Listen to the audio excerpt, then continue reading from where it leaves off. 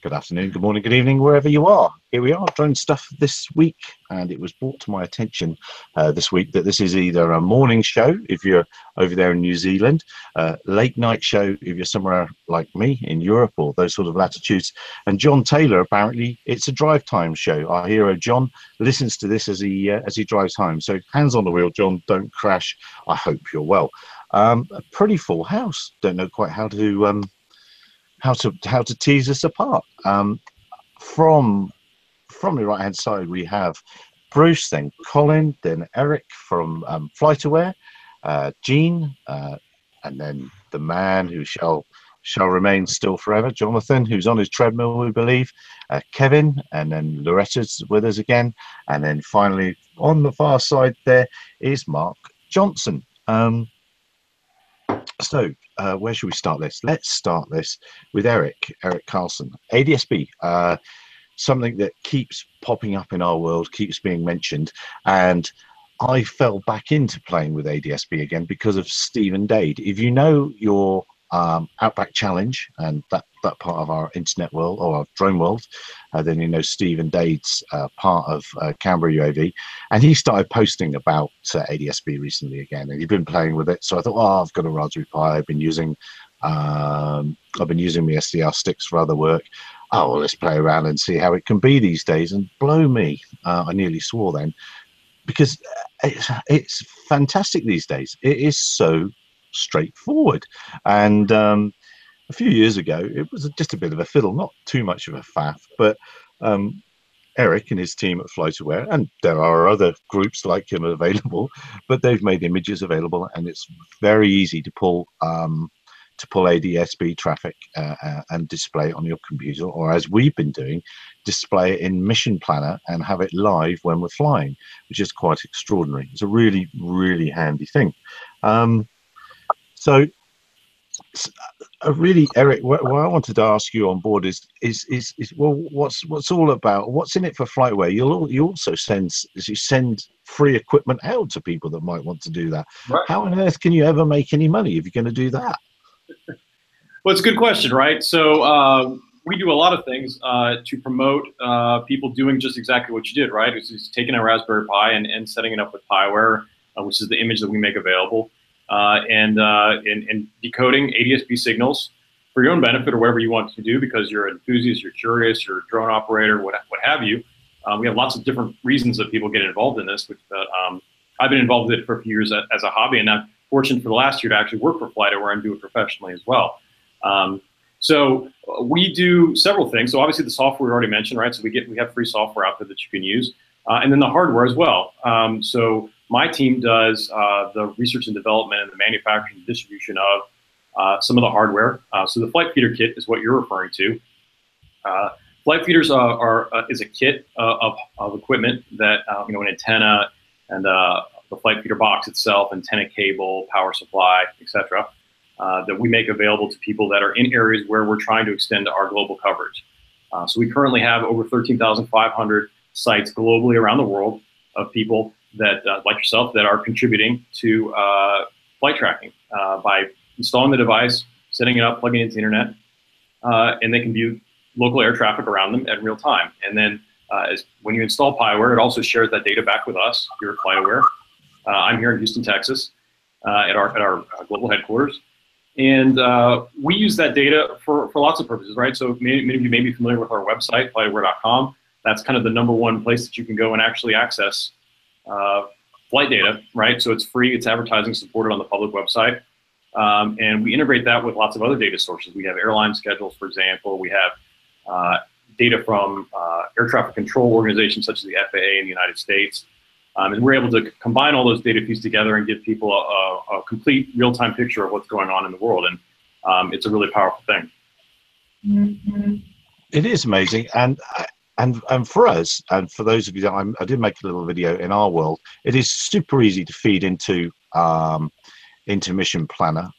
DJI is going to be releasing aircraft that come with ADSB as standard. I don't think it's all of the detect, sense, and avoid issue parked out of the way, but it's certainly one piece of the pie to help get out of the way. And as we move towards 2020, of course, more aircraft are going to be fitted with the gear. So we'll be able to see more of them, even if we don't have it fitted on our aircraft. So what I wanted to ask Eric was, how would, if I am a small drone operator, like I am, what would be the best and most efficient way of laying out a group of receivers to give myself the best footprint of, let's say, I'll just pull a number out of the head of 5 kilometer square area, something like that I'm interested in looking at? Well, that's a good question. It's also a hard question to answer, unfortunately. It's very terrain dependent, for one thing. Hills, buildings, mountains, all sorts of things get in the way of blocking the signal. The radio signal that is broadcast on 1090 megahertz is the frequency. It's very line of sight and generally weak, particularly the further away you are from the transmitter. So there are things that we do to make that better, or to help with that, mitigate those issues. So we have things like amplification. So, for example, the USB stick that we sell, the SDR radio that's designed for ADSB has a built-in amplifier to help with that. There are other ways that you can amplify the signal with external amplifiers. You also want an antenna that's tuned to the right frequency. So we sell, other people sell antennas that are tuned to that 1090 megahertz frequency. Those are ways that you can help, but you also want to get that antenna as high as possible.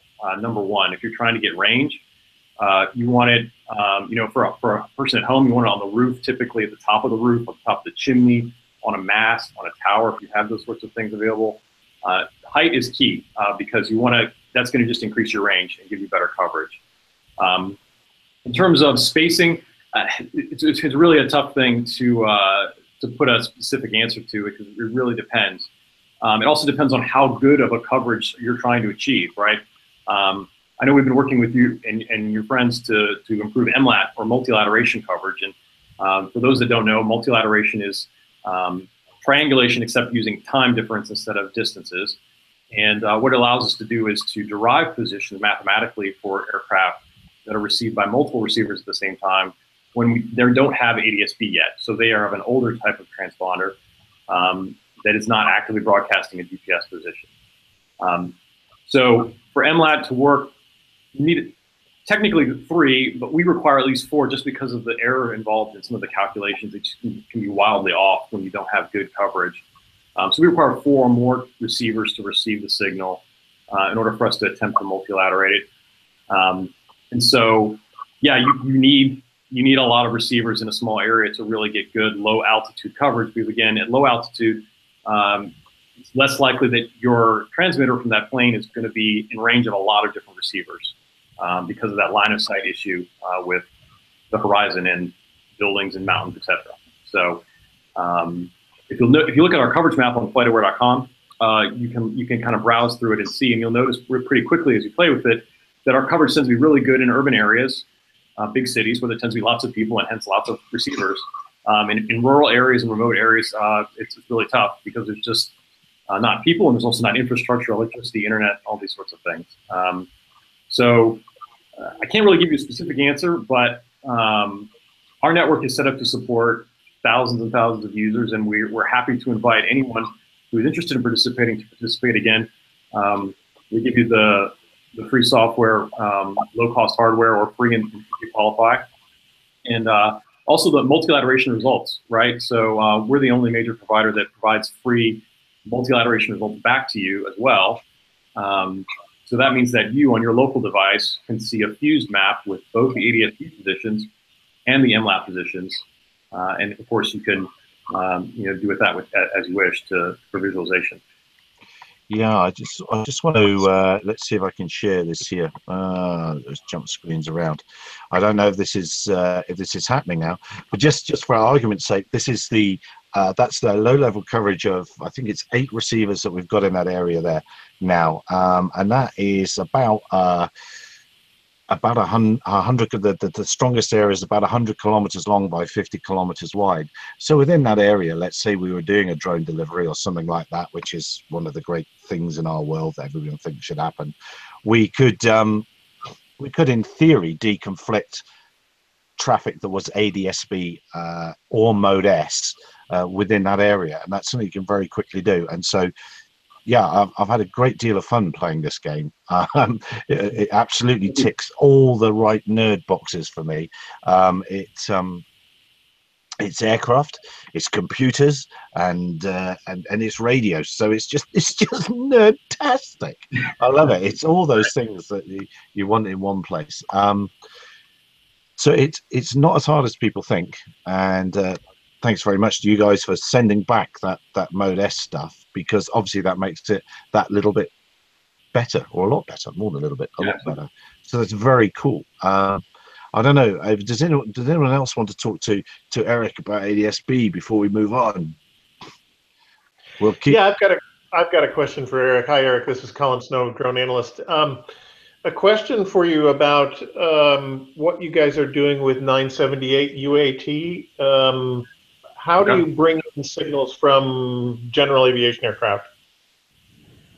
Okay, so 978 is a different frequency, and it's a different technology, UAT technology, which is a complementary, and it applies only in the United States. So if you're outside the United States, you can maybe turn this out for a second when we talk about this. So some aircraft are being equipped with that. The FAA is providing that as an alternative option, but potentially at lower cost and potentially more palatable to general aviation in particular. It only is available below, I believe, 18,000 feet for aircraft that operate below that altitude. If you're above that threshold, then you must have 1090 Mode S and ADSB, which is the international standard. So FlightAware does not sort of out of the box have that capability in it, but you can certainly add it. There's free software available to do that. We've supported that some in the past. We're not actively doing a lot of work on that, to be honest with you, in terms of the software development piece, but it's out there and it works. I play with it myself at home. It definitely works. The challenge is that there's just not a lot of planes out there that are using it compared to 1090. So for the hobbyist, it doesn't add a ton, but it also, of course, is just going to depend on who is in your area and happens to have it and is equipped. So we support it, not as a primary objective, as sort of a secondary thing. Again, it's not super strategic for FlightAware because of our commercial customers are primarily interested in commercial flights and international flights that have Mode S already or ADSB. So there's not a ton of customer demand for us, for paying customers. So if you go back to sort of the why is this worth it for us to spend money on giving away things for free? Ultimately, we have commercial customers that are interested in data feeds and reporting and analytics and things like that, which they pay us for. And so that's the primary driver from a sort of financial perspective for us. I would hope that in the future, particularly as we see more traction with 978, that we would more actively support it and add it to our network. However, right now our primary focus is just on 1090, and we still have a lot of work to do there. And 978 over there in the States, you can pull weather data back in NOTAMs and stuff like that as well, though. I think that's particularly cool from a flight planning point of view, should you be over there. Right, so pilots can get it in plane. You could receive it on the ground, but you're going to need to be close enough to a ground station to receive that information. Yeah, and then, of course, you guys are sort of the customer-facing side of. I'm gonna not try and say how their name, because I'm gonna pronounce it wrong. But the people doing the space-based ADSB. Arion, there we go. Almost no prize there. So you've linked up with them, and that's quite meaningful to us in South Africa, because most of our flight information region's actually blue. When you look on a map, it's because it's from here down to the South Pole and then almost across to South America and almost around to Bruce. But thank goodness it didn't go that far. But yeah, it's a huge flight information region, and space is the way forward for that. So what's the interaction between FlightAware and Arion? So I'm great you brought that up, because I think it's a really interesting and very cool thing that we're doing. So just to give some background, or if you're familiar with Iridium, they're the global satellite telephone company with 100% global coverage with satellite phones. They have a network that they built several decades ago of satellites that are ending and reaching their end of life, and they are being actively replaced with a new constellation of upgraded satellites. They've launched already 20 successfully, and they have about another 46 or so to go. And so Arion is a company that is primarily interested in air traffic control, and what they've done is they've partnered with Iridium and put payloads on the Iridium satellites that are essentially really fancy ADSB receivers. and that are backhauled, or in other words, the data is transmitted through the Iridium network. And what they're able to do is provide, once their network is fully launched and operational, 100% global coverage, including over the poles, for air traffic control purposes. They'll have ADS-B coverage, which is revolutionary and will be the first of its kind. Anyone's attempted to do something like this. So Aireon is interested in selling that to for air traffic control purposes to, for example, NAV Canada. They're interested in doing things like air traffic control over the oceans, where right now, because there is no radar of any kind, the spacing between aircraft has to be quite far apart for safety reasons. But if they could have, every 1 minute positions, which is their goal, they can much more efficiently route traffic across oceans because they can increase or decrease the spacing dramatically and allow aircraft to fly more ad hoc routes. Whereas if you look right now, they tend to fly almost these really predefined routes across the ocean. If you look, for example, at the North Atlantic as an example, there's very predefined routes there that they have to fly. And it's all about safety and spacing and that sort of thing. And it will really help improve efficiency. So anyway, so how does FlightAware get involved? So FlightAware is partnered with Aireon, which again is partnered with Iridium. And we will have access to the Aireon data for a few purposes, one of which is airlines and aircraft operators that operate internationally in particular have an operational need to know where their planes are and what they're doing. And so we'll be able to make that available, again, integrated with all of our other data sources. For example, our terrestrial ADS-B, air traffic control data, flight plans, et cetera, and make that available to airlines and aircraft operators. And also, we're going to be able to make that available as a safety-oriented product. So we're going to have a product, we've actually announced it already, called Global Beacon, which will be the first of its kind product that is a safety-oriented product that meets the ICAO regulatory requirement for flight tracking at certain intervals by certain years. So I believe by 2018, you have to have at least position every 15 minutes, regardless of where you are in the world. And Aireon will be able to meet that, including polar routes, which other satellite services currently can't provide. So that's super cool. And so anyway, this partnership is allowing us to get access to even more data and make air travel even more safe and more reliable and efficient. And that's really exciting with FlightAware. And you might ask yourself, okay, you got this cool thing with the satellites, why do you care about the ground stations? And that's a good question. And the answer is we do really still care about the ground stations for a number of reasons. One of which is that Aireon data is generally only going to be available as a subscription product. It has to be backhauled via satellites, and that is, it has some significant costs associated with it. But what we can do, particularly for areas that we have coverage over the ground, land areas, is we can make that data from our ground network available on the website for free, right? So anyone can go on the website and see track flights that are within range of our ground network with real-time positions. And we're not, we don't have to sort of charge a subscription fee for people to go and be able to access that. Do you have it's something like 10,000 PiAwares and 3,000 of your own systems out there? So it's quite stunning uptake from the community, if you will. It's quite amazing. It's very, very impressive. And I'm going to pull up a sandbag, tell a quick story about the oceanic traffic. When I was young and handsome, I used to work in air traffic in the UK, and I worked next to the Oceanic Centre, and they updated the computers there. They put computers in to do the oceanic stuff. As you said, aircraft are very separated. Before that, it was all done on paper strips in a huge room, an enormous room. The whole thing ran late, so they didn't have time to run the computers and the strips together side by side. So they demolished the room, ran the computers, and 2 days later, it all fell over, and it was complete chaos. But anyway, that was back in about 1989, something like that. So I know full well about oceanic tracks and stuff like that. And it is a real pickle, all that sort of thing. No, that's grand. I definitely want to talk to you a lot more about this, and perhaps where you think the technology might go, because ADS-B, of course, is 30 years old. It's not actually perhaps the best way of doing this anymore. There might be better ways. And maybe FlightAware is preparing for that, or thinking about that, or going to generate that. I don't know. We'll open that box another time, I think, because time's moving on. We've had 20 minutes already. Let's talk now to Mark Johnson. Mark Johnson has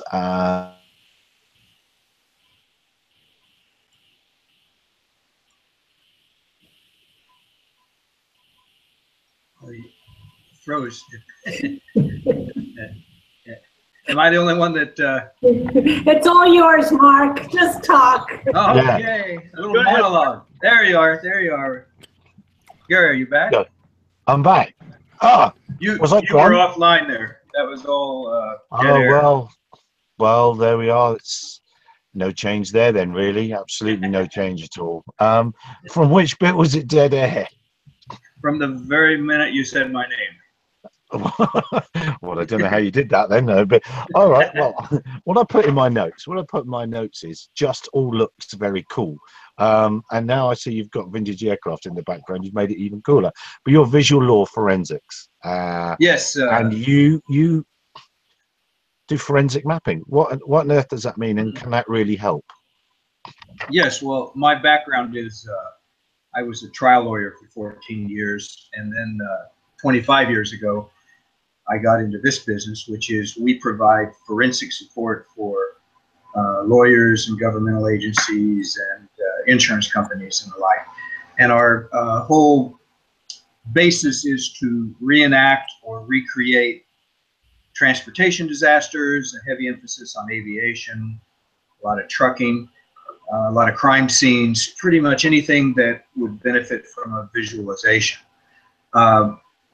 We early on started becoming heavily involved with aerial imagery, but we had to commission it, or we had to buy from many of the vendors that were available back at the end of the 90s and early part of the 2000s. But mid 2000, when the stabilized camera gimbal became available, we jumped on it and started shooting our own high resolution, low altitude drone imagery, which really revolutionized our business. But the real revolution came when we first became involved with Pix4D to actually produce photogrammetric 3D mapping using UAVs. And now I would say 80% of our cases involve some sort of drone-based data gathering. And it's probably almost impossible to do a crime scene these days without either using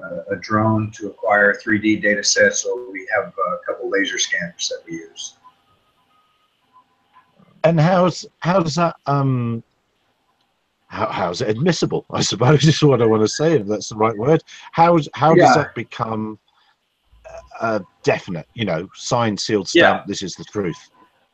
No, that's, and that's my background in the law makes that sort of a primo focus of our company and one of our value addeds, because none of this is worth anything to our clients if the judge is not going to approve admission into court. So fortunately, the rules of evidence are well defined, and if you lay the proper foundation, which basically means a showing of accuracy and fidelity, then you're going to be home free. So we've participated ourselves and have worked on some white papers with some of our engineering affiliates, and we've also certainly benefited from, there's quite a nice repository of engineering studies and accuracy verifications that Pix4D has on its website, pix4d.com. And I also keep my own collection, so that if anybody would want to contact me, I share that freely. And we have a couple of forensic societies that we're active in that we share information. But it all comes down to the basis of the necessary accuracy for the project. And you may be looking at just relative accuracy because you want to make sure the truck was going west and the school bus was going east. But many times you need a level of accuracy where we'll have to actually quantify it at perhaps a 2 centimeter ground resolution accuracy, or even better in some instances. And that way, that's why we need to be able to verify through our workflow what level of accuracy we can certify. And I've had several clients that have given us blind tests. One case in particular gave us a freeway down in Los Angeles, and we had 1,500 feet of freeway, and they gave us 2 points that we were asked to measure, and we came within 6 inches, and that was without using ground control points. We actually extracted data using a couple of the web-based sources, including Google Earth and then another proprietary service, because we're all about trying to do this as simple as we can. Many times I'll have to have a drone pilot fly for me somewhere, and I won't be able to verify or rely upon his or her workflow. But as long as I get the imagery and the coverage that I need at the resolution I require, we've got ways that we can then verify that accuracy. And that's all the court cares about. The court cares that if you've got accuracy that you can substantiate, and that's what is our business. So we tell our clients that so we'll give them their money back if the evidence isn't admitted at trial. And how do you tie, you said you've got a LiDAR as well, how do you tie that data in with the Pix4D? Is that quite a simple workflow? It's an interesting flow, and it's actually been my focus over the past couple of years, and I'm going to be delivering a workshop at Interdrone in Las Vegas in September, and that's the precise topic. And it's not just combining LiDAR data with photogrammetric drone data, it's combining a number of 3D data sets, and one of which is my favorite is Google Earth. There is a surprising amount of utility once you understand how to extract terrain data from Google Earth, and we will combine that, perhaps 20 miles of area coverage with perhaps 1.5 mile square mile area coverage that we derive by drone, and then going all the way down to the level of a couple hundred feet where perhaps the crime scene or the actual collision site will be based on LiDAR resolution, because our job is to visualize, and so often we have to come in from a macro view down to a micro level analysis of a disaster. And so it becomes very interesting how you combine those sets, and it's not really solved that well. There are now becoming some software solutions. The guys at Capturing Reality are doing a pretty good job, and the guys at Thesis that make Arena 4D have been working on it. I have a consulting arrangement with Faro Technologies, and they're very active right now in combining their various scanning technologies with drone-based photogrammetry, and they've got a couple new software tools in the works that I'm pretty excited about and have been doing some work with. So it's not simple out of the box. However, you can do it if you recognize the fact that it's all based upon being able to synchronize a couple known points or a couple derived ground control points. And we're looking at, you're going to see a whole dramatic change in all of that. There's a group on the peninsula, I think it's Palo Alto, the guys at Propeller, and they make these very cool little checkerboard squares that have built-in, I can't even think of what the spatial data system they use, but it's perfectly made to, and they didn't originally make it for this purpose, but we recognize that this absolutely will rectify and merge two data sets, LiDAR and drone, for example, as long as you can visualize and locate those mapping paths, which Propeller makes. So that's really exciting, and I think you're going to see a lot more interesting stuff in that regard. We've got I see Gene's nodding away there. I'm wondering if Gene, because Gene digs as our body man, so maybe and not those sorts. Maybe he'll come in a second. But somebody's just asking on the chat, do you use RTK for your stuff? No, we don't, but we have a number of. We kind of intersect with the surveying community and with a number of a lot of our clients and partners are civil engineering firms who are much more active. My level of accuracy, first of all, I should say, our typical data set is going to be at most a couple thousand feet because we're almost always in a pretty tight event, whether it's a collision or whether it's a police shooting or an assault. We deviate there when we get into aviation cases, of course, and that's where at times we could use a lot better geospatial technology. But the truth is that our individual accuracy requirements don't really push us in that direction, but I'm very interested in it. We are right now strictly living in a, as a matter of fact, I would say as crappy as the GPS is in your typical DJI drone, it's more than sufficient to give us relative spatial accuracy that makes our stuff admissible in court. So you have two things going on here. The question of, is the roadway relatively accurate in scale so that 1 foot in X is the same as Y and Z, as opposed to, is this discrete point locatable and verifiable, in a mapping grid or in a geospatial context. So we're basically all about relative accuracy, where we define our own scale, which is the lane width of a road or the distance of a skid mark. And as long as we can produce spatial accuracy that is sufficient so that it's not distorted or subject to lack of measurement, we're okay. And I really am interested, as I've become involved in some of the conferences, some of these people and some of the geospatial firms have really gone to the level of sophisticated analysis with a number of technologies. But I'm probably the last guy you'd want to talk about that, because I'm mainly interested in getting a couple thousand feet relatively accurate and then merge it with a larger terrain. And as long as Google Earth is admissible, which it is in every jurisdiction because they've done that homework, we're good to go. But now if you talk to our friends over in the surveying company down the street, they got a much bigger problem because they have to really live and die by that level of accuracy and that geospatial location.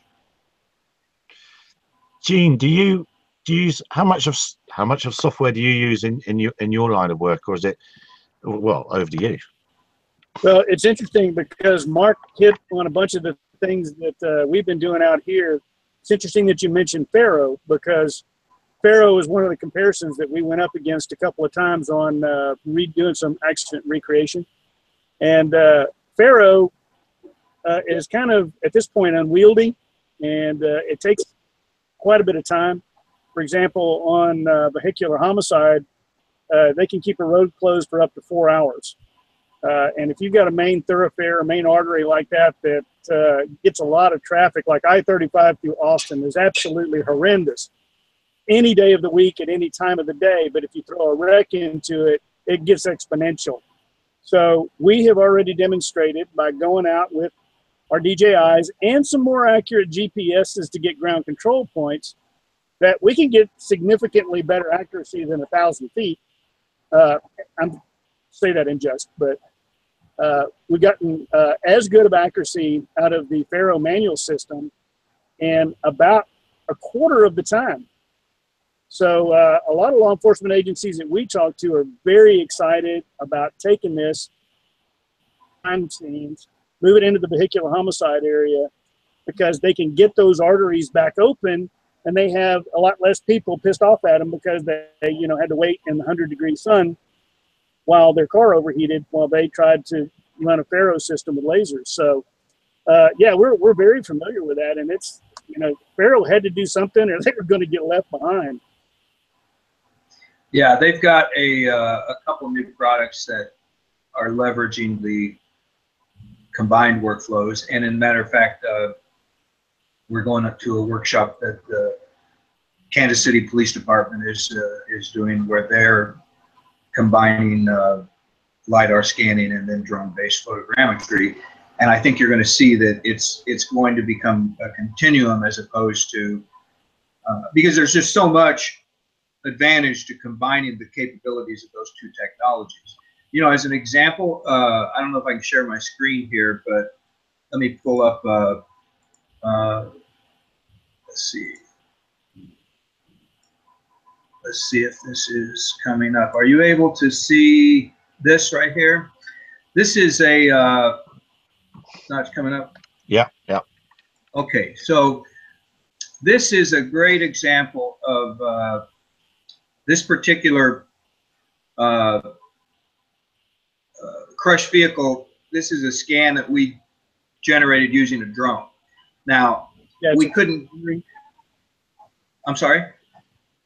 That's a 3D rendering. That's a point cloud rendering. Yeah, that's a point cloud that was from the drone. And the fact of the matter is that the resolution is never going to approach that we get with our 330X scanner. However, for the purposes of determining the crush volume, which was what was important in this case, this is more than sufficient. And we were able to acquire this data without having to, you know, this is in a locked junkyard that there's a bad dog and a lack of permission by the owners, but because of airspace being free, in a 15-minute flight, we were able to generate that scan, and the accident reconstructionist was able to determine the amount of crush and thereby the amount of velocity of the collision, which was important in the case. So that's a classic example of doing something that's not as good as what we could get with the laser scanner, but we couldn't have done it with the laser scanner without spending more time and having permission to get on site. So the drone was a perfectly acceptable substitute, but given the opportunity, for purposes of presenting in court, if we have the opportunity to scan collision involved vehicles, we'll always do it with the laser scanner, because the fidelity of the cloud is much more, it's more accurate, it's more dense, and it's more impressive. And part of our job is putting on a bit of a dog and pony show, because anybody that tells you courtrooms don't involve theatrics have not watched TV, and that's what the jurors are watching. It's hyper cool stuff. The only thing that I got to say about that is as we've kind of progressed through all the different resolutions and what we could get from the air, it's kind of an Esri statement that came out.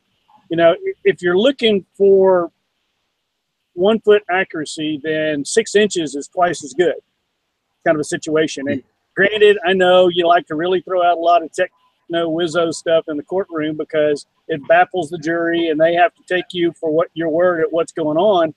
But if you can get within an inch or so, as the Pharaoh does, then, you know, with a ruler and the tape measure and the stick, it's sufficient. So again, you got to look at the cost, the trade-off, and all that. So, you know, if I could show one more real quick here, this is a good example. This is a crime scene, and the building here was generated based on the drone. I was on top of this building flying a little Mavic, but inside where all of the stuff happened, I took 2 Pharaoh scanners in, and we scanned the interior, which was just a rat's nest of debris, and it became very important in the lawsuit to determine what occurred and where the people were. So in this case, we're now combining the exterior of the building that was generated by drone with the interior 3-dimensional scanning. So this is, you know, I suppose we could have attempted to do the interior with the drone, but I can't fly that well, and I'm sure obviously we wouldn't have had that level of detail from the point cloud that we generated. that's very impressive, and that's got to stand up well in court. But most of the things that we deal with are outside and crime scenes and that sort of stuff. So yeah, I will have to admit we don't fly drones inside either if we don't have to. But that's very impressive. Well, the other thing that we all, I'm sorry, go ahead. No, after you. No, after yeah, I was going to say that I was down at a forensic conference with my assistant, and also happens to be my fiance, Abby Lyle, who's sitting back there by the F-14 ejection seat here in our little office. But we went to a scene that was set up for all of the forensic and public safety people to understand different techniques for recording evidence. And we had gotten permission from the tower to fly basically in the shadow of the control tower. And because I'll blame it on Abby, that she was the one who didn't do the due diligence to realize that DJI would not allow me to spool up because of the proximity to the tower. Even, you know, there's a point there where you have to have, you know, Donald Trump and somebody else sign off for you to be able to lift off, and we weren't able to get that. So what we did in that case was we took the drone, held it by hand, and walked around the crime scene and generated a data set that was phenomenal. Because when you're, you know, when you're dealing with at the level of skid marks or corpses on the pavement, you know, it's more convenient, obviously, to be up 50 feet, 25 feet, 100 feet, whatever. But if you can't do that, if you've got a canopy or if you've got a no-fly situation, by God, if you're able to hold that up and just snap manually, you can get a nice data set that processes well with Pix4D or Agisoft PhotoScan. And I mean, that's saved my butt some, more than a couple times, being able to use my drone as a handheld camera just so I can acquire imagery. And tell me, are you creating a data? Do you find yourself going back to accident scenes, a particular devilish bend in a road, and you go back frequently? Are you beginning to consistently model areas, or can the 3D spatial data that you're creating be chucked into a national database of dangerous bends and things like that? Strikes me there's a lot of you out there. You could be generating fabulous data, safety data. You know, it's interesting, and I'm very aware that that's coming. You know, we did some work with the guys up in San Francisco at Skycatch, and for a while they were actually putting together a pretty phenomenal system that collected all of the mapping data that pilots using their system would be able to upload. The problem is they hadn't figured out how to monetize it. Yeah, and tread lightly there, Mark. Tread lightly. I'm going to be very careful here. But I just love that system, and I said, holy crap, if there was a way I had that, and if I ran the world, I would start putting all of this data together. And you know, and I think the guys at Propeller have kind of something going on similar, where, you know, one of the advantages of their system is that you can map the power plant or the solar farm, and it's all tied to the you know, Google Earth grid, and somebody's going to figure out how to monetize that, because every time somebody uses drone deploy, there's a whole lot of data that's going into, you know, and I haven't read the fine print, but I'll bet it's like my iPhone. I bet I've probably already given away, you know, my half of my office to Pix4D just by flying with it. You know, because when you process this data, you know, that's gold. You've got all of this three-dimensional data that could be easily, you know, it's like it's laughable when you think about all of the money and effort that went into using telephone books to generate data, whether it was for political campaigns or governmental agencies. Well, now, you know, we're talking about data on steroids, and the fact of the matter is that, you know, what we do, I think about it about until I get the check from the client, at which point it goes on an archive somewhere. But people that are smarter than I am are probably figuring out a way to harness or harvest, as you choose, this data and use it for, you know, good or ill, and hopefully for the farm. It's almost swinging back the ADSB model with Eric when they major contractors built your 400 grown-up systems in the States. The military contractors that did it, they had no idea that 20 years later, one of these single board computers and a very small stick will do exactly the same thing as the bajillions of dollars worth of gear that they've put out in the field. And all of a sudden, they're not the only show in town with the data. The data is, as I said it last week, as my 17-year-old keeps telling me, data wants to be free. So yeah, there's models upsetting stuff all over the place. I'm looking at the time. We better skip on. We better skip on to Colin. And Colin Snow has got a survey. He wants to know who's buying drones and who's using the drone software and what they're going to do with the data. Tell us about the survey, Colin. Great. Well, thank you for having me on the show. I appreciate it. And hello to everyone. Yes, we just released this just today, and you'll see an article in the SUAS News on it. We have done this type of research in the past. We did one last year called Drones in the Channel, and this one builds on this because we do more than what we did in that study. In that study, we looked at who's buying drones and what purpose are they buying it for, and where are they buying it, how much did they pay for it. And that survey gave us a lot of data around market share. For example, we were able to see that DJI has quite a bit of market share. Across all price points, we found that they have a 50% market share, not 70% as they say.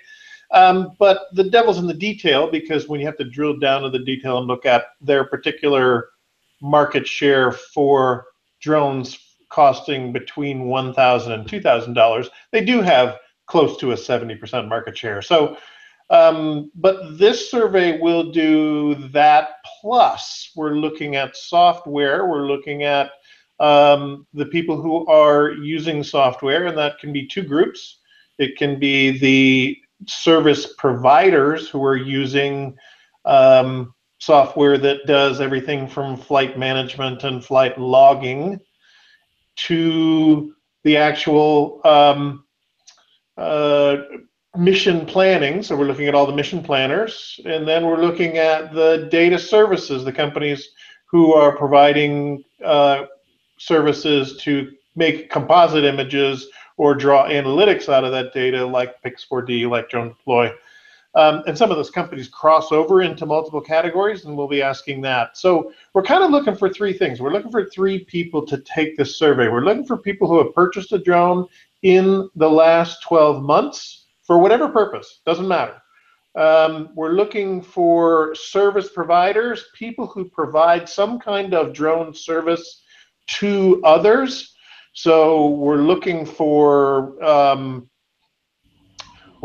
people who provide any kind of a service like Mark's, or who provide for agriculture, or who do mapping and surveying.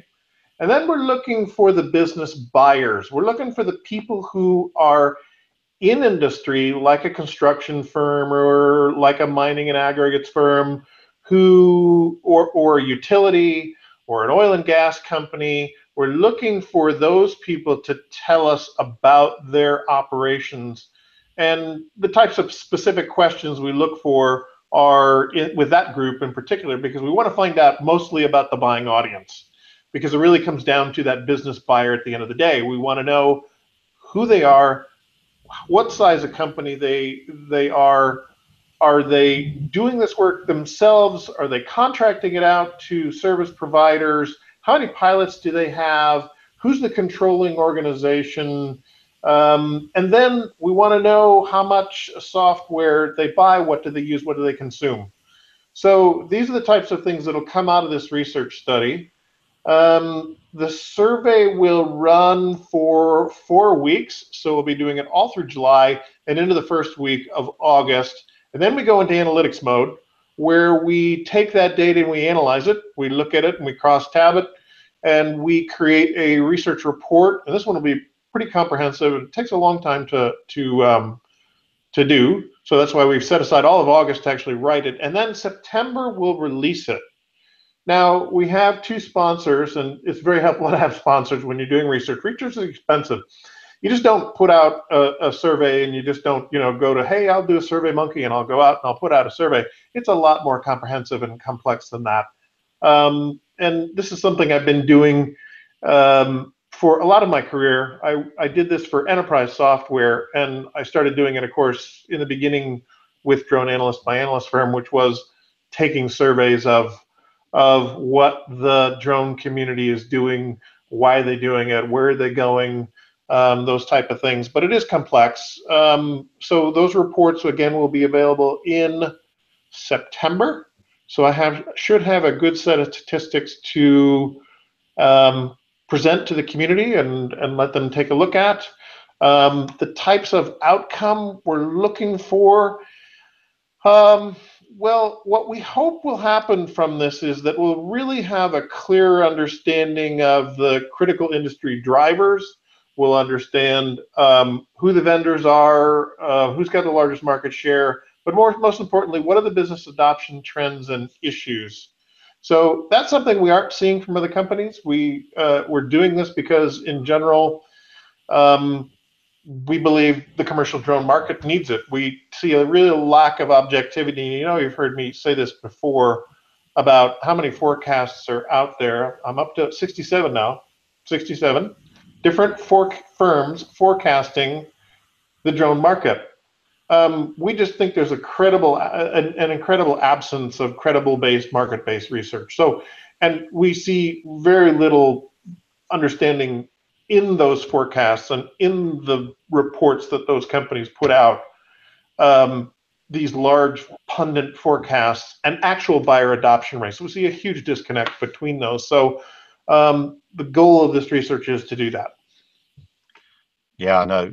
Yes, we certainly laugh about those forecasts here. Above and Beyond is asking, Colin, are you tracking OS as many used to keep data localized and private? Not quite sure if I understand that, but I don't know if you understand that. Yeah, I do understand that. No, it isn't a critical question we asked at this point. We do ask questions about what may be inhibiting people's use of services, and we ask about data security. So we're not asking very, very specific question, but kind of a broad question. What's inhibiting and holding you back from you expanding your service? Is data security, is image security, is that chain of custody, is that a problem that you're experiencing, that a reason why you think that there isn't a broader adoption? And are you going into open source software? No, we're not asking specific. We do ask brand names. So we'll be able to identify, obviously, from the brand name, who is the open source and who's closed source. But no, in general, we're not going into that in particular. So again, the only 3 areas we're looking at, and we're just asking a general question. You can't make surveys too long, otherwise people will just opt out. So we're trying to get as many respondents because we want a good pool of statistically significant participants that'll tell us, we can say confidently this is what we're hearing from the market. But we'll only cover 3 things. We'll cover drone logging and flight management software. That's one group. The mission planning and flight automation. That's another group. And then the data services analytics group in the background. We realize that software vendors go across those 3, but we're asking that in 3 distinct questions to find out who they're using, what problems are you having with software, what's your preferred consumption way? Do you like to purchase outright? Do you prefer an online service? Do you prefer to pay monthly? Do you prefer a subscription? Do you pay by year? Those are the types of things we can. So we could do a follow-on research specifically and drill down into the software and ask more specific questions. But again, we're looking for broad and general categorical use. Well, hopefully we can help bring some people along, and I'll be interested to see if you get enough people from different countries, if you can see the markets working differently in Europe or in Australia or whatever, and so on and so forth. But again, time is whistling on, so I wish you the best with that, Colin. That's it. Hopefully we can help you along. Gene, you getting quite angry in your dotage. What are you getting angry about at the minute, Gene? Okay. For the last 4 Sundays in a row, I have been out flying fires or search and rescue missions. And last Sunday, I dutifully stood down for DPS Air 100 when they came out, as I was supposed to do. But these knuckleheads out there that are flying around these fires are about to piss me off. They are going to end up hurting the entire industry by going out there and flying where they shouldn't. And this knothead that's out there in Arizona that now has 14 felony accounts of obstruction against him, I hope they hit him on every one of them, because he deserves it. I mean, what a knothead. So yeah, that's kind of got me spooled up. It caused me to put pen to paper and, you know, or type something out. And I threw it up there on SUS News. And by golly, we got to start, these people have got to be taken in hand, or we got to start educating them, or something's got to go on a broader scale, or there's going to be some really bad news coming out of the public safety sector when a public safety aircraft goes down and public servants are killed. So yeah, I'm kind of on a rant. Well, education's a thing, and the other thing that's needed is enforcement, isn't it? And Bruce, I think you've picked up that Australia seems to have started running with that a little bit. Yeah, they sure have. Looks like CASA are making examples of people in Australia. They're on the warpath. They also realise, as you say, it's the 2 E's. It's enforcement, it's education. And interestingly enough, it's an Australian senator is in CASA's sights. She flew a Mavic, I think it was, from her balcony of her apartment, which broke all sorts of rules. She thought it was okay as long as you stayed below 400 feet. So how well informed the people are who make, you know, who run the country over there. It's crazy. There was also an encounter with a helicopter, which is this video up on a couple of news sites, where looked like a Phantom flew about 10 feet below a helicopter. Interesting to note, the helicopter was at 159 meters or something, so the drone was being operated illegally above the 400-foot maximum ceiling, which is kind of interesting. So all the people that are crying out for stronger laws and more laws, well, these people aren't obeying the ones we've got, so it's not going to make a difference. And that's why I think CASA is going out on the enforcement path, because they realise they've done the education thing, but the only thing that's going to stop people from breaking those rules is to show them that there is a penalty associated with infringing them. And that's going to be a good thing for everybody, for the industry and for the other recreational users who operate under the laws, because if they can enforce them, then maybe they won't have to make more laws, more regulations, more stringent operations, ban operation in certain areas. So yeah, that's going to be pretty good. Also noticed in the United Arab Emirates, they're getting a bit tough. You can only import drones that have a serial number, a unique serial number, and you've got to get a license to fly them. So, yeah, if you're going to Dubai, leave your drone at home, I think. It sounds like it's pretty tough over there. What else do I have on my list of things here? Not much. One of the things that I wanted to talk to Eric about is that when we fly public safety, we want everybody to know that we're in the air. We want to be as transparent as possible. So I see some great possibilities for ADSB doing that sort of reporting, just like FlightAware. I use FlightAware all the time, Eric, and it's a great product, and it's very helpful. If we could segregate out public safety flights some way, somehow, that would be a wonderful thing to do, because it would let people know who officially is out there supposed to be flying. Right, absolutely. I think that's yeah, go ahead, Eric. Sorry, yeah, I think it's a great case. I think it's also nuanced and complex. There are lots of public safety aircraft out there that do not want us to let people know that they're there for other reasons. So there's a fine line and a gray area there and we definitely need some cooperation from the authorities in terms of working together to understand how that would work and there are certain ways that we can do that without revealing necessarily who it is specifically. For example, we have a blocking program. Well, the FAA has a blocking program which we abide by, and so we can reveal that potentially that there's an aircraft, but we can't necessarily tell you specifically which one that is. So we have to get a little creative. We really want drones to be very transparent, and every agency that we've talked to says, yeah, bring it on. We don't mind, because we are a response tool. We're not a patrol tool.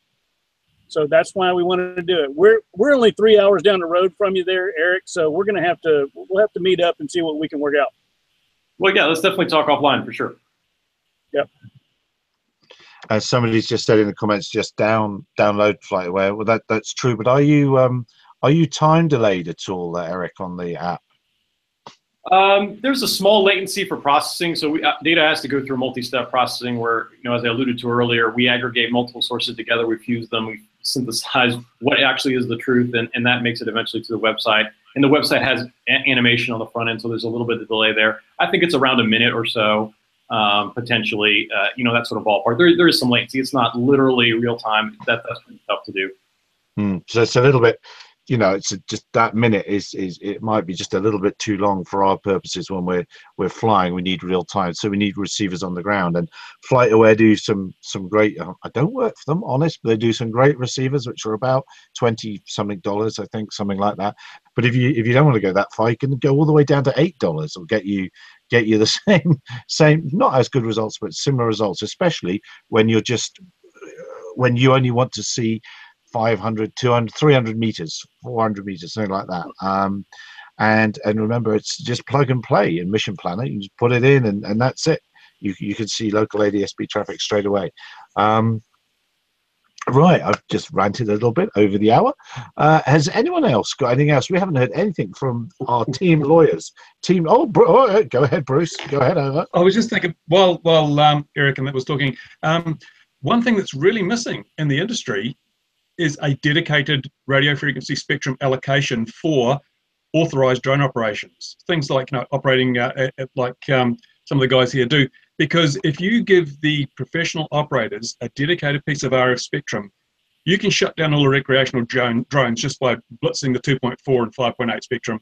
And if you allocate that space, new protocols can be developed, which include not only the control link and the video link, but also the identifier link. So that if we set up if FCC was to allocate that, then people could build their own protocols within that, and then it would separate the professional authorized operators from the recreational hobby market. So we could effectively, get rid of all the problems by having exclusion areas simply just by jamming the signals if need be when you've got something like a forest fire operation going on. But it would allow the authorized people to continue operating and provide the information data that the manned aircraft need and the drone operators need. So I think at some stage we're going to have a new part of the spectrum opened up solely for unmanned aircraft.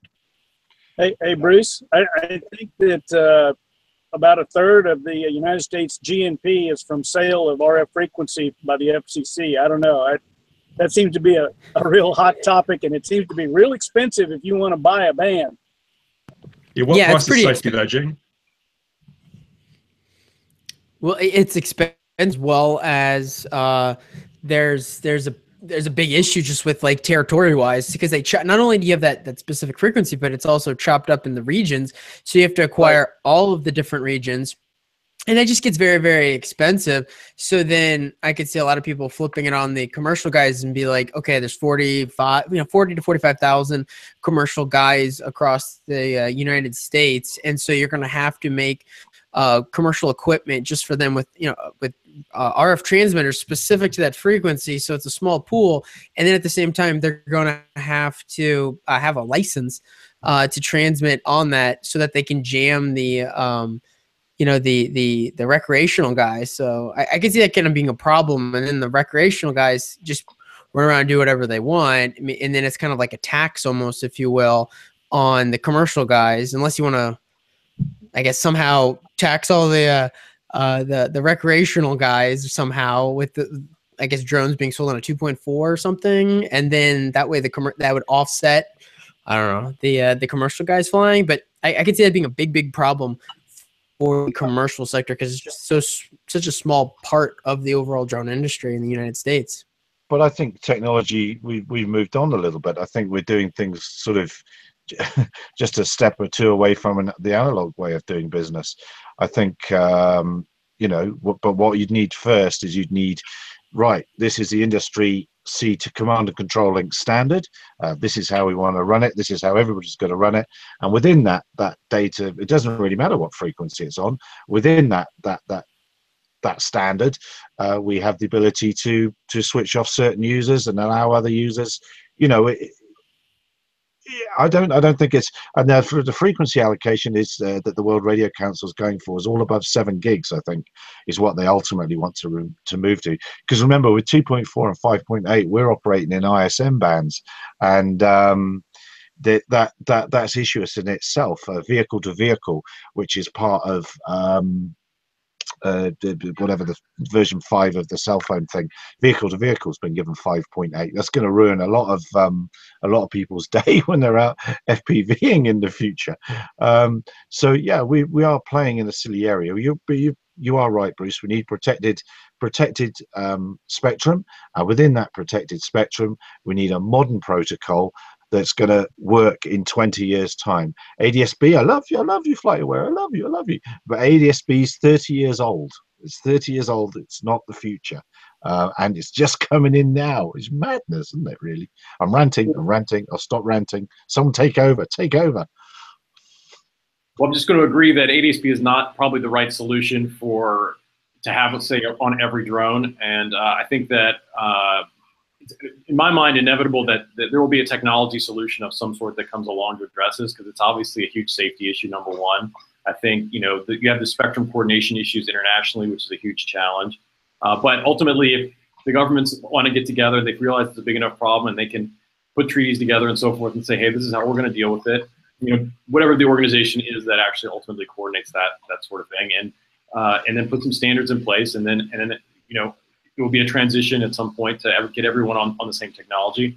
But even if you say that, there's still going to be some drone out there somewhere that doesn't have that right technology on it because they don't want to, or that it's old, or what have you.